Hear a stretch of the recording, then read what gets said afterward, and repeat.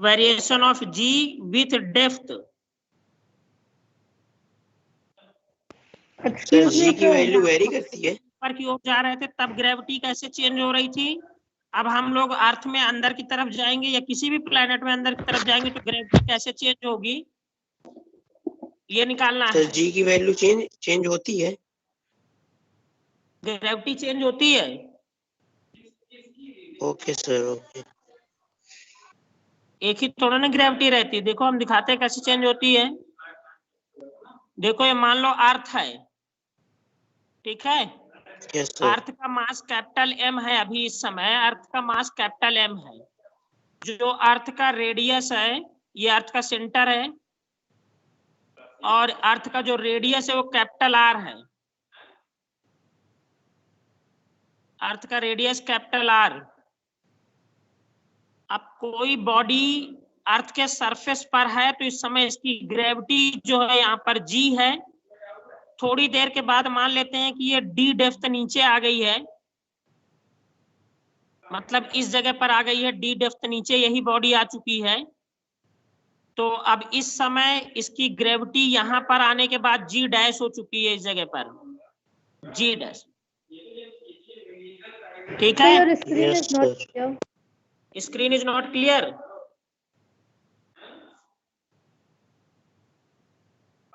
Clear है sir. Sir clear है clear. सबसे पहले अर्थ के सरफेस पर ग्रेविटी की वैल्यू लिखते हैं। अर्थ के सरफेस पर, ठीक। सबसे पहले मैं लिखता हूं gravity at the surface. Gravity at the surface of earth. Earth के सरफेस पर ग्रेविटी कितनी है। तो स्मॉल जी का फॉर्मूला आपको मालूम है, कैपिटल जी कैपिटल एम मतलब mass of earth upon radius का स्क्वायर, डिस्टेंस का स्क्वायर होता है। तो यहाँ से यहाँ तक की दूरी आर के बराबर है तो आर स्क्वायर आ गया यहाँ पे। अब मास जो है, मास इज इक्वल टू होता है वॉल्यूम इनटू डेंसिटी। तो small g is equal to capital G, mass की जगह में लिख दें वॉल्यूम। वॉल्यूम कितना होगा इसका 4/3 पाई आर क्यूब, ये वॉल्यूम हो गया। अब मान लेते हैं कि अर्थ की जो डेंसिटी है वो रो है, तो मास इज इक्वल टू, मास की जगह में लिख दिया volume into density upon capital R square. अब यहाँ से आर स्क्वायर से ये आर कट जाएगा तो केवल यहाँ पे आर बचा रह जाएगा। तो स्मॉल जी की वैल्यू आ जाएगी आपकी 4/3 capital G pi into R into rho. Clear है बेटा। इसके बाद अब यही बॉडी डी डेप्थ नीचे आ गई है तो अब ये बॉडी यहाँ पे आ चुकी है इस जगह पर। अगर ये बॉडी यहाँ पे आ गई है तो अब जो नीचे इतना एरिया बचा, वॉल्यूम बचा अर्थ का, वो कितना वॉल्यूम है ये, तो इसका रेडियस r माइनस डी है।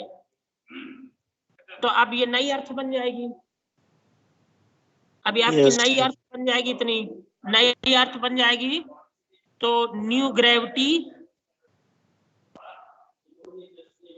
Eight depth D, eight depth D. तो मान लेते हैं वहां की ग्रेविटी जी डैश हो गई। तो जी डैश इज इक्वल टू कितना आएगा, कैपिटल जी। अब ये मास m नहीं रहेगा, अब m डैश हो जाएगा यहाँ पे, क्योंकि अब नया मास लेंगे इतने पोर्शन का। ठीक है, तो इतने पोर्शन का m डैश आ जाएगा अपॉन उसका रेडियस है आपका r minus D whole square. Clear है। अब इस m डैश की वैल्यू लिखेंगे capital G, m dash mass है, फिर यहाँ पे वॉल्यूम इनटू डेंसिटी करें तो इसका वॉल्यूम है 4/3 पाई आर क्यूब, आर मतलब r minus D cube into rho upon r minus D whole square. यहां से होल स्क्वायर से इतना कैंसिल हो जाएगा तो जी डैश की वैल्यू आ जाएगी आपकी 4/3 capital G pi r minus d into रो। कितना आ जाएगा ये जी डैश की वैल्यू।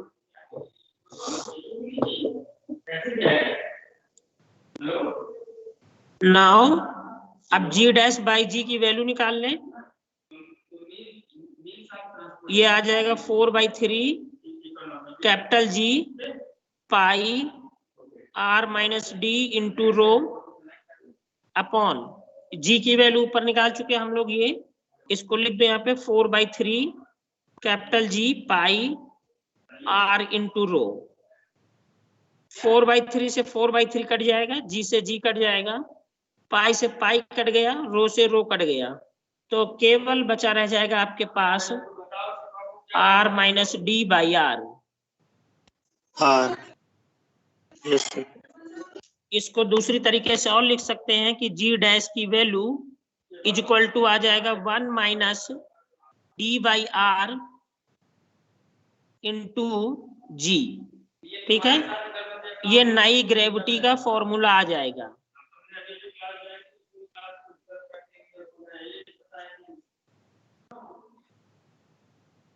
अब ऊपर इस फॉर्मूले से क्या पता चल रहा है? इस फॉर्मूले से पता चल रहा है कि जैसे जैसे हम लोग अंदर जाते जाएंगे तो डी की वैल्यू बढ़ती जाएगी, डी की वैल्यू बढ़ेगी तो एक समय आर के बराबर हो जाएगी, तो आर अपॉन आर 1 हो जाएगा, 1 माइनस 1 0 हो जाएगा। तो इसका मतलब अंदर की तरफ जाने में ग्रेविटी डिक्रीज हो रही, तभी सेंटर पर जाके 0 हो गई है। तो यहाँ पे फिर से यही बात लिख देंगे, gravity goes on decreasing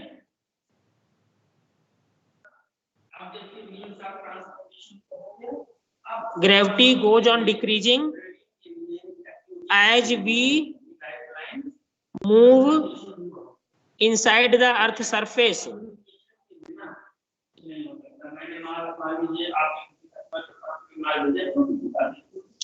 Inside the earth surface,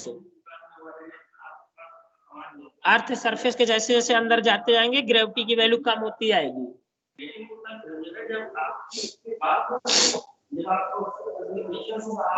Excuse me, sir. हाँ बेटा। Sir, I want to ask one question. I have also sent you that question. क्या? Sir, I want to ask one question and I have sent you that question in the chat corner. And the question is, if g dash is equal to g by 4, then find the value of omega. G dash is equal to G by 4, then find the value of omega. कहाँ है question? कौन सा question पूछ रही हो तुम? Sir, question is given, if the value of g dash is equal to z by 4, then find the value of omega. What is omega? So omega is just given. So by which formula we will calculate this question? अच्छा, by which formula? Yes, sir. Okay. Omega angular velocity है आपकी? Yes, omega is angular. तो आपको इसके लिए formula लगाना पड़ेगा, conservation of angular momentum. Conservation of angular momentum equal to g minus re omega square. हाँ। Okay, sir. Okay. And sir, one more question, sir. Find the angular velocity of the Earth such that g dash becomes 0. Means effective acceleration of the gravity becomes 0. वो तो वही बात है, वो तो वही बात है, फिर से सेम वही फॉर्मूला लगाना है। तो सर इस केस में फिर सर टाइम पीरियड कैसे फाइंड करेंगे? किसका टाइम पीरियड फाइंड करना है? सर इसी केस में सर इफेक्टिव, जो हमारी इफेक्टिव एक्सेलरेशन ग्रेविटी का 0 हो जाता है, तो इस केस में टाइम तो period omega is equal to 2 pi nu होता है, यानी 2 pi upon capital T. Omega की जगह में 2 पाई अपॉन कैपिटल टी लिख दो। तो सर कुछ सर इसकी डिराइव्ड पहले से वैल्यू होती होगी ना, क्योंकि सर जो आंसर गिवन है बुक में सर वो आंसर गिवन है 84.6 मिनट। तो सर कुछ इसकी पहले से क्या डिराइव्ड वैल्यू होगी, उसी से डिराइव करना पड़ेगा उसको।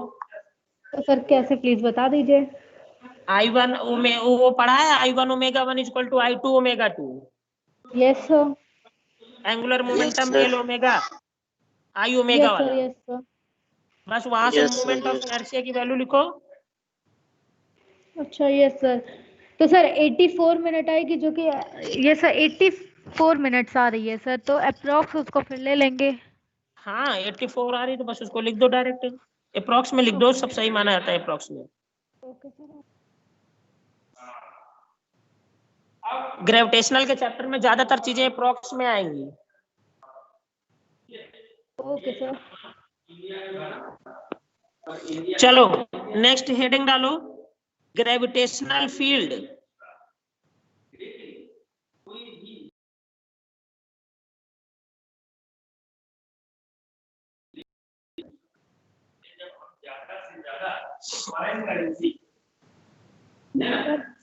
नेक्स्ट हेडिंग है gravitational field.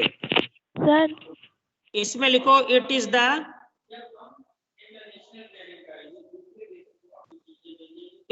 The space around any body up to where another body experiences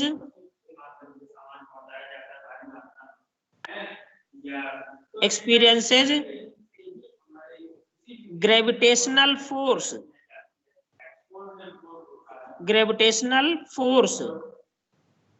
इसमें लिखा है किसी बॉडी के चारों तरफ का वो स्पेस जहां तक दूसरी बॉडी ग्रेविटेशनल फोर्स एक्सपीरियंस कर सके, वहां तक का जो स्पेस होता है उसको ग्रेविटेशनल फील्ड कहा जाता है।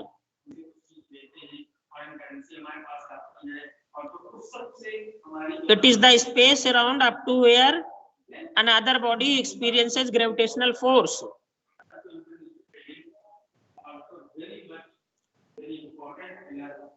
नोट हो गया? Yes sir. नेक्स्ट लिखेंगे ग्रेविटेशनल फील्ड इंटेंसिटी। नेक्स्ट है gravitational field intensity.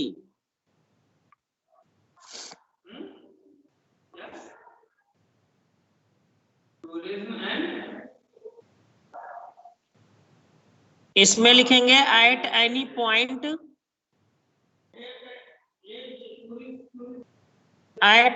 Point gravitational field intensity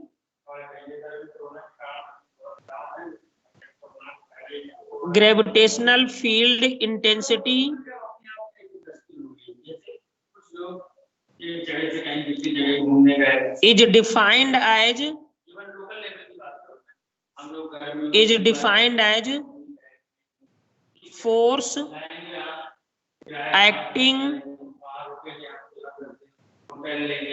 per unit mass। force acting per unit mass।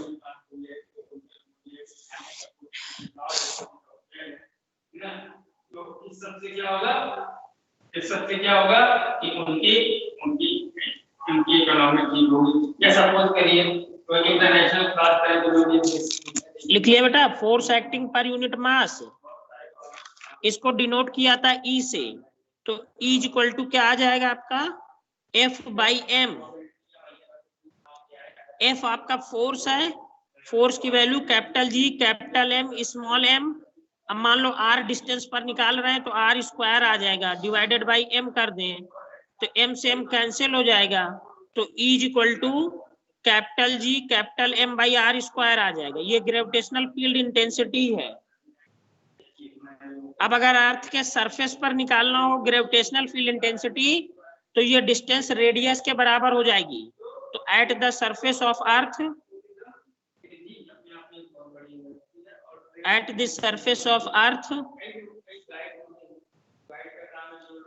अर्थ के सरफेस पर निकालेंगे E इज इक्वल टू आ जाएगा capital G capital M by r square, और यही small g होता है। तो इसका मतलब अर्थ के सरफेस पर जो अर्थ ग्रेविटेशनल फील्ड इंटेंसिटी होती है वो ग्रेविटी के बराबर है।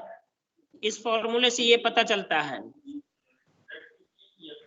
So how you have got this formula E is equal to F/m? क्या सुबी? Sir, how you got this formula E is equal to F/m? How you got क्या लिखा है? ग्रेविटेशनल फील्ड इंटेंसिटी, इंटेंसिटी मतलब क्षमता, कितनी ताकत है ग्रेविटेशनल फील्ड की। तो किसी पॉइंट पर ग्रेविटेशनल फील्ड के अंदर कोई पॉइंट है, उस पॉइंट पर कितना फोर्स किसी बॉडी पर लग रहा है, वही उसकी इंटेंसिटी है वो है किस ग्रेविटेशनल फॉर्मूले फील्ड से की। डिराइव कर लिया? Sir force per unit mass से ही निकालेंगे ना, लिखा है उसमें। सुबी, यस सर, यस सर, तुम ये कह रही हो ये कहाँ से मैं डिराइव कर दिया मैंने? Yes sir. ये डिराइव नहीं किया है, किसी बॉडी पर कितना फोर्स लग रहा है वही फोर्स तो इंटेंसिटी होगा। ओके ओके ओके सर, तो सर तभी तो हम लेते हैं ना A is equal to F/m, तभी फिर हमारा A E के इक्वल हो जाता है। हाँ तो वही तो आया है, एक्सीलरेशन ड्यू टू ग्रेविटी ए के बराबर हो गया अर्थ के सरफेस पर।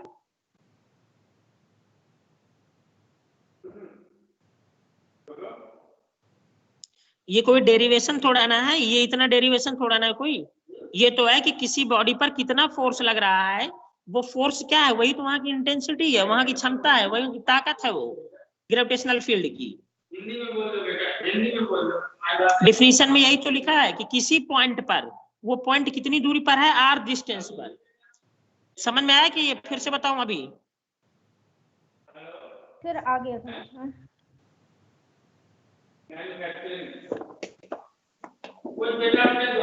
चलो SI यूनिट लिखो इसकी इंटेंसिटी की। SI यूनिट ऑफ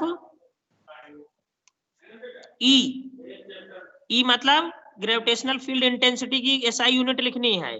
तो E का फॉर्मूला क्या है, F/m, फोर्स की यूनिट न्यूटन मीटर मतलब केजी, न्यूटन और मास, तो ये हो जाए न्यूटन पर केजी।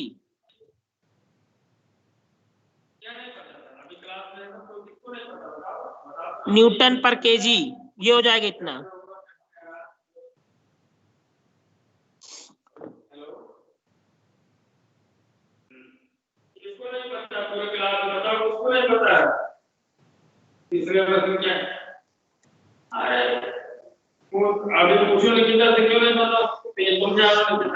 हो गया। नेक्स्ट लिखेंगे ग्रेविटेशनल पोटेंशियल।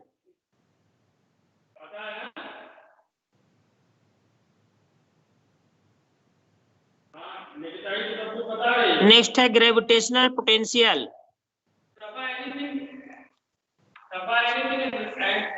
इसमें लिखो the gravitational potential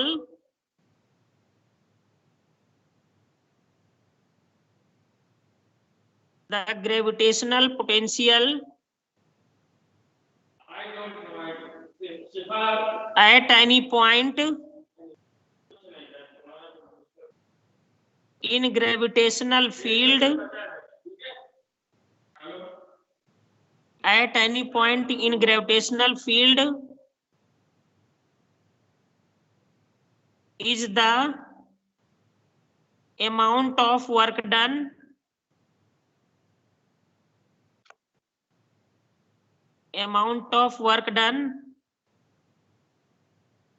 to bring a body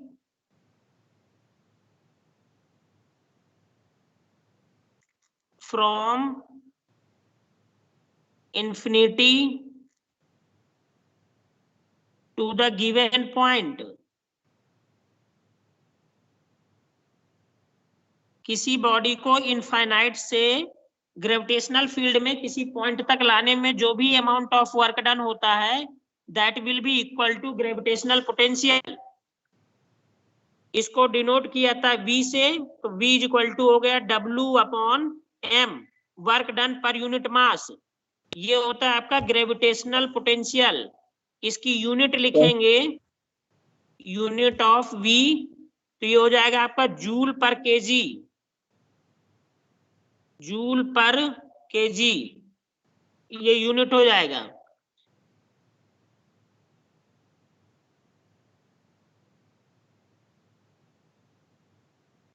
तो जो ये वर्क डन है यही उसकी एनर्जी भी हो सकती है। तो हम लोग अब जो नेक्स्ट करेंगे वो निकालेंगे ग्रेविटेशनल पोटेंशियल एनर्जी।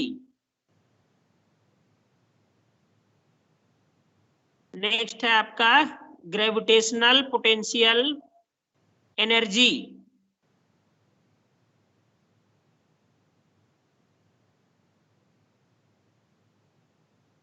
तो जो भी अमाउंट ऑफ वर्क डन आ रहा है यही amount of work done gravitational potential energy के बराबर होगा। तो मान लेते हैं सपोज दैट ये कोई प्लैनेट है, प्लैनेट का मास स्मॉल m है, या अर्थ ही मान लें, इसका मास स्मॉल m है और इसका रेडियस r है, कैपिटल R। ठीक, अब किसी बॉडी को इंफिनिटी से लेके आए हैं, ये इंफिनिटी पॉइंट है और ये एक पॉइंट P है, इस पॉइंट P तक लेके आए हैं। तो इस पॉइंट P तक लाने में जो भी अमाउंट ऑफ वर्क डन हुआ होगा वही amount of work done gravitational potential energy के बराबर होगा। तो मान लेते हैं ये पॉइंट P जो है वो सेंटर से r डिस्टेंस की दूरी पर है। ठीक है, अब यहां से यहां तक लाने में वर्क डन निकालना है, तो एक दो पॉइंट मान लें, एक पॉइंट A एक पॉइंट B, यहां से यहां तक की दूरी dx है ये। तो इसमें फोर्स, ये ऊपर वाला जो पॉइंट है वो x डिस्टेंस पर है सेंटर पर। ये डायग्राम बनाओ इतना।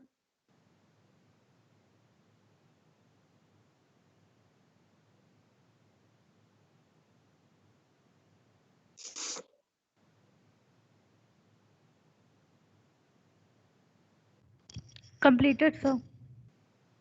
अब देखो जब बॉडी पॉइंट A पर है तो इस समय इस पे कितना फोर्स लग रहा होगा, तो वही मैं यहाँ पे लिख रहा हूं, फोर्स ऑन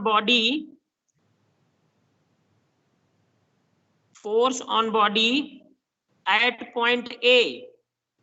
पॉइंट A पर जब बॉडी उस समय कितना फोर्स लग रहा होगा, तो F is equal to Newton का ग्रेविटेशनल फोर्स का formula capital G capital M small m upon x square, क्योंकि अब कितनी दूरी पर है, x डिस्टेंस पर, तो ये आ जाएगा यहाँ पर। ठीक है, अब small amount of work done निकाल लेते हैं। Small amount of work done,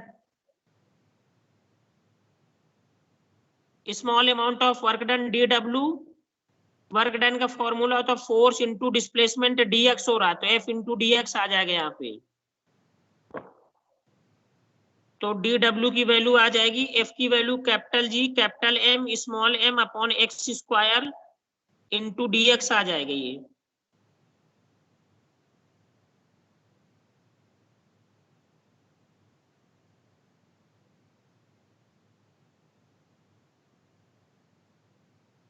अब नेट वर्क डन निकालना है तो इसको इंटीग्रेट कर दो।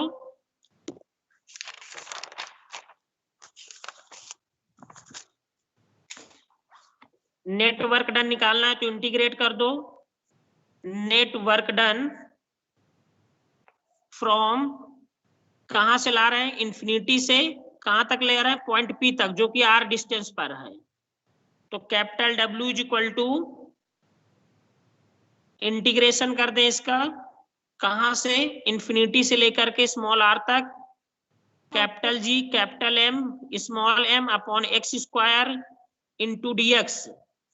जो चीज कांस्टेंट है उसको बाहर लिख लो, तो W is equal to GMM integration infinity से r। अब ये जो x स्क्वायर है उसको ऊपर लिखेंगे तो x माइनस 2 आ जाएगा इंटू dx हो जाएगा यहाँ पर। इसका इंटीग्रेशन आप लोग करोगे तो -1/x आएगा, तो माइनस को मैं पहले लिखे दे रहा हूं यहाँ पर, GMM माइनस, पहले लिख चुका हूं सॉरी, 1/x, ये हो जाएगा इंफिनिटी से r। Upper limit lower limit लगा दो, तो W is equal to minus GMM, upper limit minus lower limit 1/r माइनस 1/इंफिनिटी। 1/इंफिनिटी आपका 0 होता है, तो केवल वर्क डन की वैल्यू आ जाएगी minus of GMM upon r। अब मैंने तुम्हें क्या कहा है कि यही वर्क डन पोटेंशियल एनर्जी के बराबर होगा, तो नीचे यहाँ पे लिख लेंगे, this work done is stored in form of gravitational potential energy।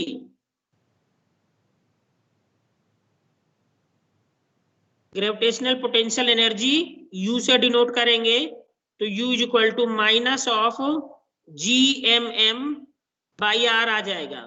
ठीक है, तो ये बात समझ में आ गई कि अगर कोई बॉडी r डिस्टेंस पर है किसी दूसरी बॉडी से, तो उसकी वजह से उस पॉइंट पर कितनी ग्रेविटेशनल पोटेंशियल एनर्जी होगी, तो आपकी ये ग्रेविटेशनल पोटेंशियल एनर्जी होगी। नोट कर लें इतना।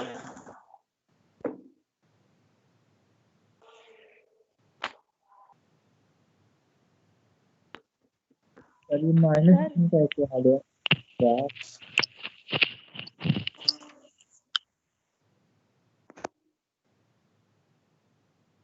सर?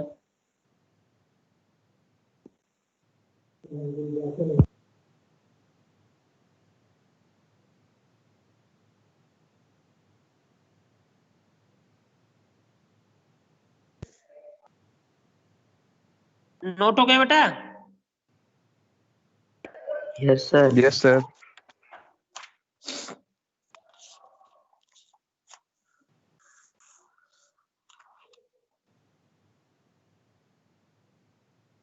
चलो नेक्स्ट हेडिंग डालेंगे एस्केप वेलोसिटी।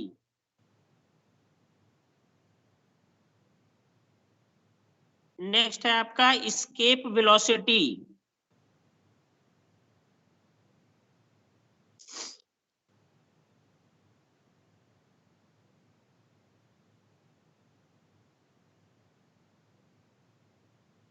एस्केप वेलोसिटी यहां पे लिखेंगे it is the velocity, it is the velocity with which a body must be projected, a body must be projected from earth surface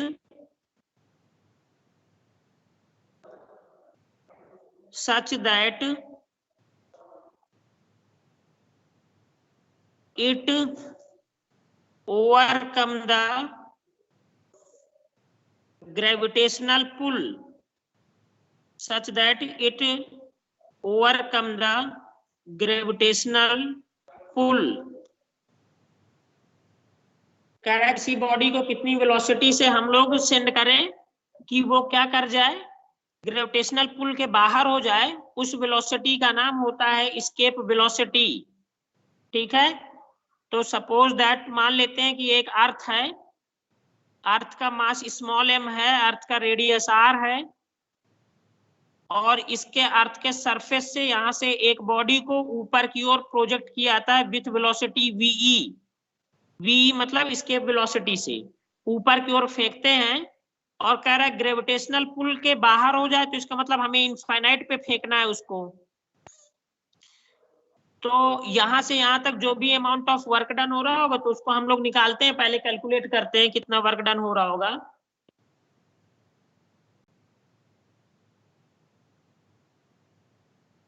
ठीक है, तो सबसे पहले क्या करें, एक यहाँ पे पॉइंट मान ले A, दूसरा एक पॉइंट मान ले यहाँ पे B, इन दोनों के बीच की दूरी dx है, और जो पॉइंट A है वो अभी इस समय x दूरी पर है सेंटर से।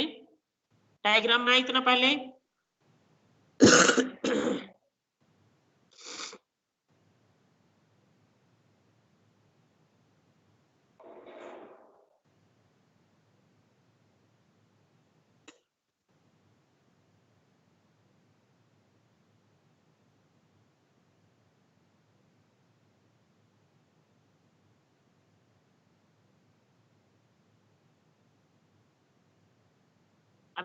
अब इसमें फिर से बिल्कुल सेम वही चीजें चलेंगी जो आपने पीछे किया है। Force at A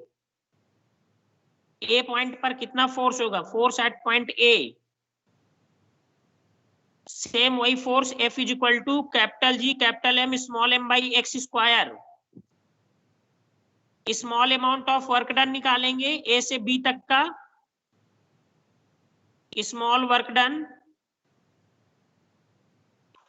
from A to B, तो ये हो जाएगा dW is equal to F into dx आ जाएगा ये। तो d W is equal to F की जगह में capital G capital M small m by x square into d x आ जाएगा। नेट वर्क डन निकालेंगे। अब ये पीछे वाले केस का उल्टा है, उसमें बॉडी को ऊपर से नीचे लाए थे, इसमें क्या यहाँ से इंफिनिटी तक ले जाना है, तो वर्क डन भी यहीं से निकालना पड़ेगा from capital R to infinity. तो capital W is equal to जो चीज कॉमन कांस्टेंट है उसको बाहर लिख लो, इंटीग्रेशन करेंगे कैपिटल आर से लेकर के इंफिनिटी तक एक्स की पावर -2 इंटू डी एक्स। ठीक है, सेम वही इंटीग्रेशन यहाँ पे भी आ जाएगा आपका, सेम इंटीग्रेशन आएगा। तो W इज इक्वल टू आप यहाँ पे लिख सकते हो minus of G M M. Pramod मेरे बैग से टिफिन निकाल के ये रख दो, उसको वो वाला टिफिन दे दो उनको।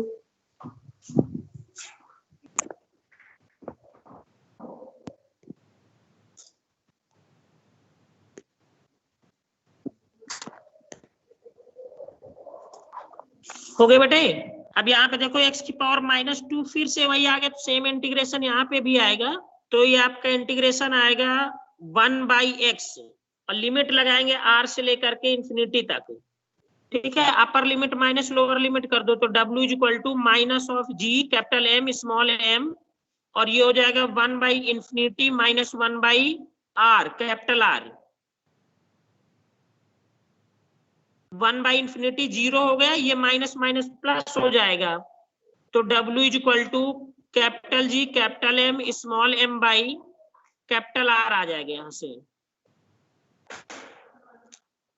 अब ये जो वर्क डन आया है, ये वर्क डन आपका काइनेटिक एनर्जी के बराबर होगा। तो काइनेटिक एनर्जी आपका यहाँ पे आ जाएगा half small m v square और v यहाँ पे एस्केप वेलोसिटी है, तो v स्क्वायर आ गया यहाँ पे। ये capital G capital m by r हो जाएगा यहाँ से। देखो अब यहाँ भी स्मॉल m है, यहाँ भी स्मॉल m है, ये कैंसिल हो जाएगा इतना। तो एस्केप वेलोसिटी v की वैल्यू आ जाएगी 2 times of capital G capital m by r। तो VE की वैल्यू आ जाएगी आपकी √2gm/r। ये आपका एस्केप वेलोसिटी का फॉर्मूला आ गया।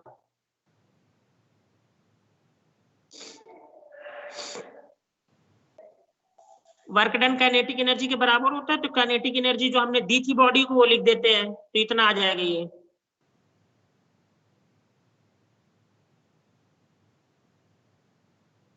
हो गया बेटा।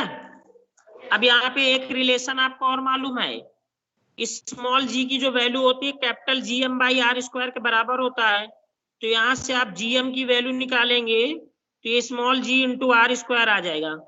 ये GM की वैल्यू यहाँ पर रख दो आप इस जगह पर, तो ये आ जाएगा आपका VE is equal to √2gr square upon r।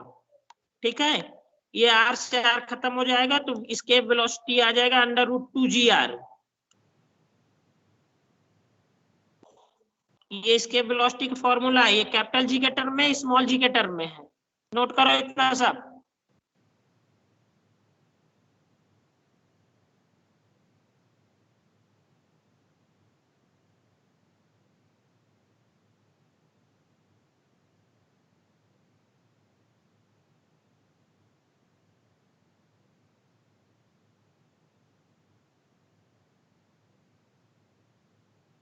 Sir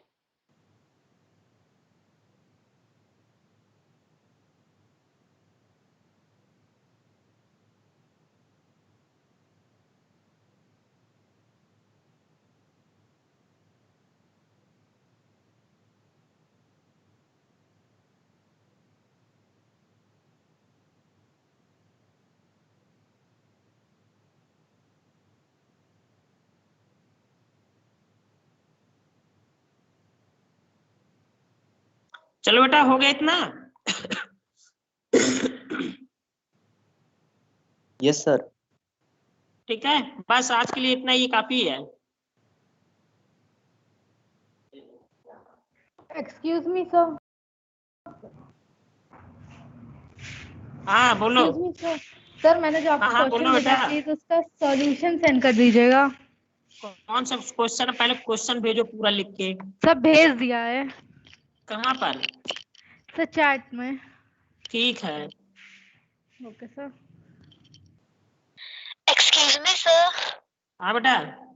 sir जो पिछले क्लास के नोट्स आपने किए थे वो सेंड कर देंगे ग्रुप में? वो तो सेंड नहीं किया था क्या पिछली बार? No sir. अच्छा, अभी भेजते इस हैं। बार आज भी कर दीजिएगा। सर आज आज के नहीं, सब पिछले क्लास के। ठीक है, हम सब भेज दे रहा है आज आजकल की के भी पिछले सर। पिछले वाले सर, आज क्लास की में भी तो कर बेटा कुछ इस दीजिएगा। तरह का कराया नहीं था, बिल्कुल सिंपल चीजें बताई सर थी। आज के भी भेज दीजिएगा। सर मैं आई नहीं थी ना। ठीक है, मैं भेजता हूँ। ठीक है, चलो goodbye everyone. Okay. Thank you sir.